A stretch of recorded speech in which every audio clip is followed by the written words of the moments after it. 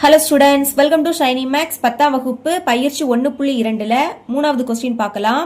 R என்ற ஒரு உறவு, அதாவது ஆரோட உறவு கொடுத்துருக்காங்க என கொடுக்கப்பட்டுள்ளது. இதன் மதிப்பகத்தையும் வீச்சகத்தையும் கண்டறிக. அதாவது இதை யூஸ் பண்ணி ஆர் கணம் கண்டுபிடிக்கணும். கண்டுபிடிச்சிக்கிட்டு அதோட மதிப்பகத்தையும் வீச்சகத்தையும் கண்டுபிடிக்கணும். ஓகேங்களா? தந்திருக்க உறவை ஆர் இஸ் ஈக்குவல் டு அப்படின்னு போட்டு எழுதிக்கிட்டேன். இப்போ x comma y, y is equal to x கூட்டல் 3. அடுத்து எக்ஸோட மதிப்பு கொடுத்துருக்காங்க. இப்போ என்ன பண்ண போறோம்னா, எக்ஸோட ஒவ்வொரு மதிப்பையும் இந்த சமன்பாட்டில் எக்ஸுடைய பிளேஸ்ல பிரதியிடணும். பிரதியிட்டு எக்ஸ் கமா ஒய் இந்த மாதிரி புள்ளிகளை கண்டுபிடிக்க போறோம். முதல் எக்ஸோட பிளேஸ்ல 0ன்னு பிரதியிடலாமா?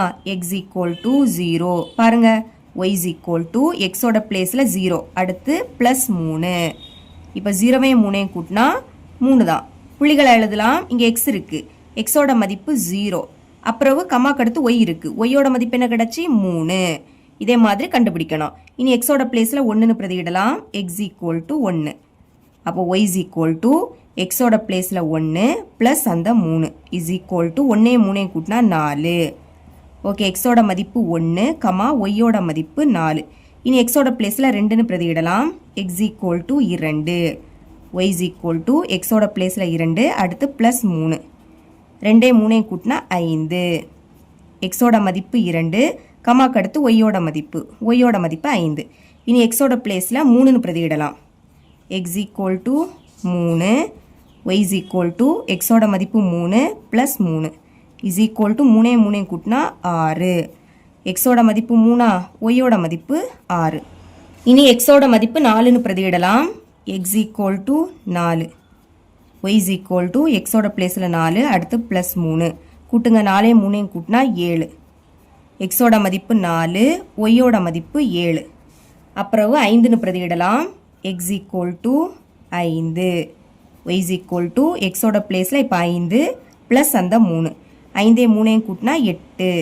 ஓகே, எக்ஸோட மதிப்பு 5 கமா ஒய்யோட மதிப்பு 8. இப்போ ஆர் எழுதிடலாமா? இங்கே சைடில் கண்டுபிடிச்சிருக்கோம் பார்த்தீங்களா? இதை வரிசை எழுதிக்கணும்.